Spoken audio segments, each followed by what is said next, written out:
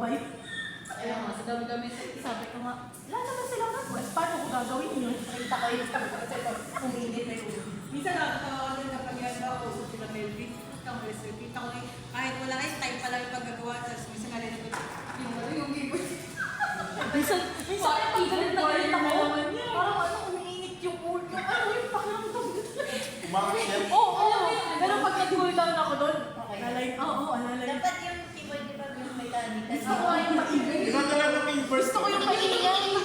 Gusto ko yun. Ayun, ingay. Baka pwede mag-request sir. Parang sa cashier. Gusto ko yung Kaya may sasabihin sa akin, mechanic, yung keyboard mo na naman. Sabi, ito ka na, naghanap niya ako, mamaya ka na. Tapos minsan sa kanila may sarda na bubulon ko eh. Sabi ko, magpabiyandis. Tapos narin sarda na ng ano-ano mga asal. Kasi kapag tahimik yan, rinig na naman namin yung keyboard. Hindi pwedeng mga asaya niya. Kakaasal kasi. Kaya sa Cleo, ang buka niya pa rin. Lagi yan ano, Good morning muna. Sabi ko, oh ano, bakit? Ano nga, good morning muna.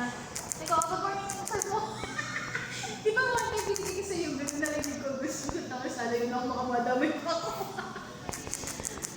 At yung natawag niya si Anthony, sabi ko, ano?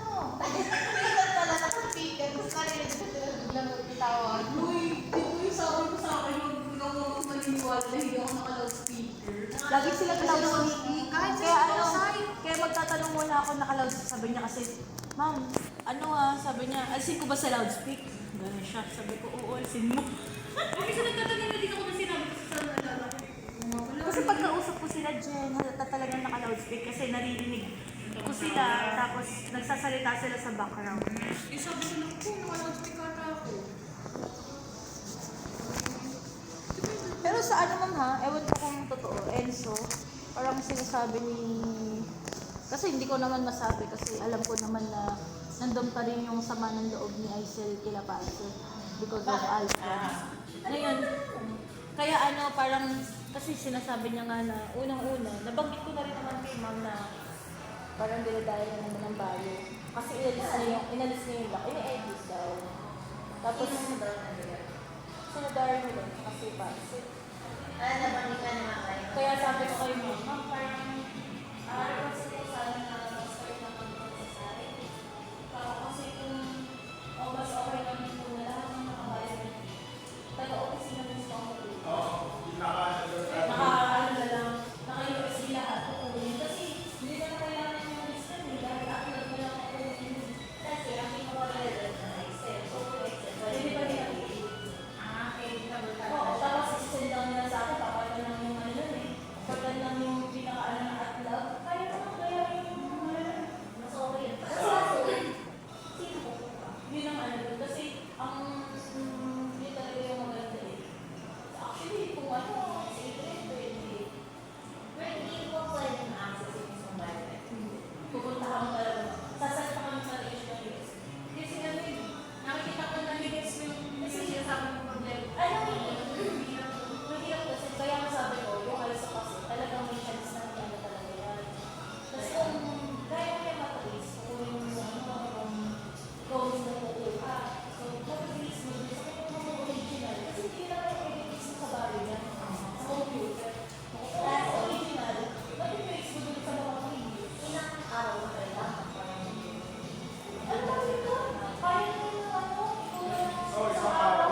Mas okay lang naman eh. kasi yung standards nila. Malaki nila siguro sa oras, isang araw na yung set.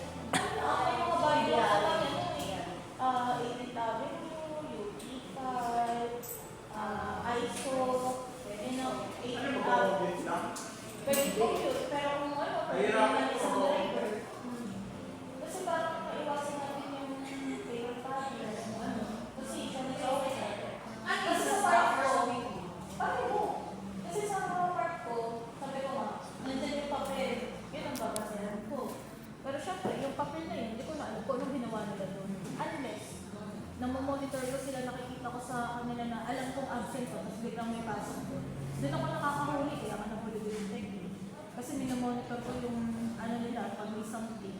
Tapos biglang, oh, ba't nandito ka? Ba't may auto ko? Ba't late ka, bakit May ito? sila Ano na ka? rin sa Oo. Raymond. Kasi actually yung tag, sinabi ko na rin yung kay sa Raymond, pero parang hindi siya convinced sa akin. Na may ano mali. Parang, kasi sa tag, nagsusumbong sa akin si magsasara na po kayo? nagsumbong sa akin si safety ng tag na sila Roy daw. Parang kunyari, papasok alas 10. Mamaya uuwi na ng lunch.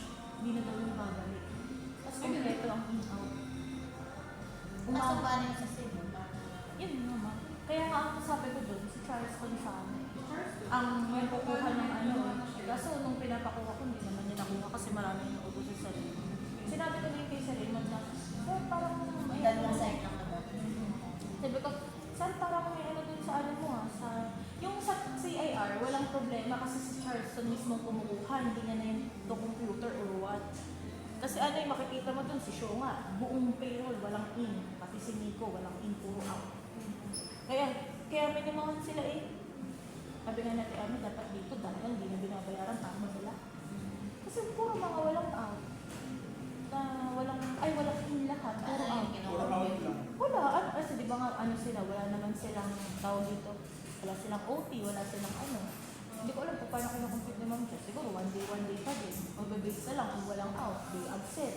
Kaya nga sabi ni Ate Amin itong huli, dapat pag ganun pa rin sa susunod, wala nang bayad. Para matuto sila. Kaya nga dito sa kanila, ganyan din. Di ba di naman ako? Wala na. Kasi ko ba sa kanila yung screenshot ng media? Wala kang out. Wala kasi tapos kapag wala kang out pa ng PM, di ka lang.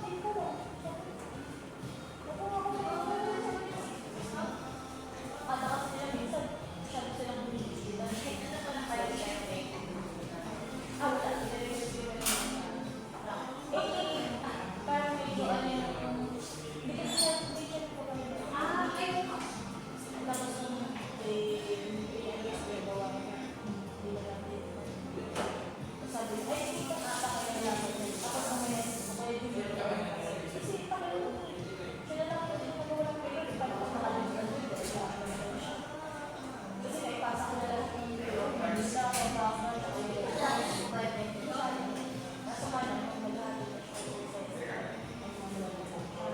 Ngayon, tapos sinabi namin na bumalik sa bayan. Bakit yung mga tayo? Sabi ko, nakabalik ko na sa kuya mo. Kasi nandito siya sa opisina. Bakit yung mga wire mo? Kung ano sa wire mo? Kasi na, late na pumunta ko, mapasok ako sa resort ko. Kaya, hindi lang ako sa wire mo. Hindi sa akin.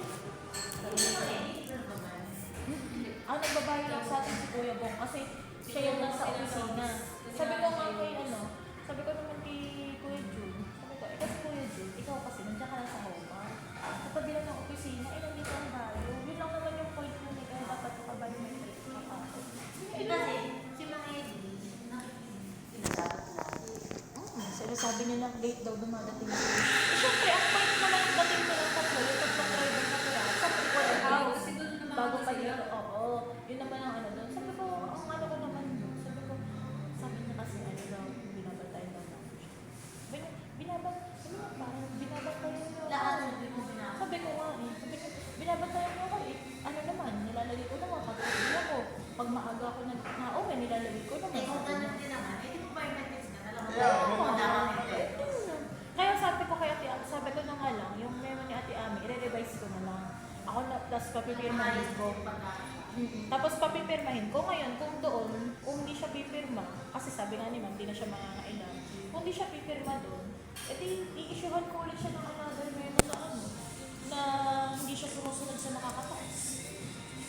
Ganun naman. Kasi papa lang nagsabi sa kanya pagbayad. Sabi nga ni Ma'am, Sinabihan siya. sabi nga ni Ma'am, si Joey naman nagsabi sa kanya dati na mag-biometric siya. Sabi nga ni Ma'am. Ito yun Ma'am. Inaano niyo. Minsan si Papa din nakakala na ng pagkakas.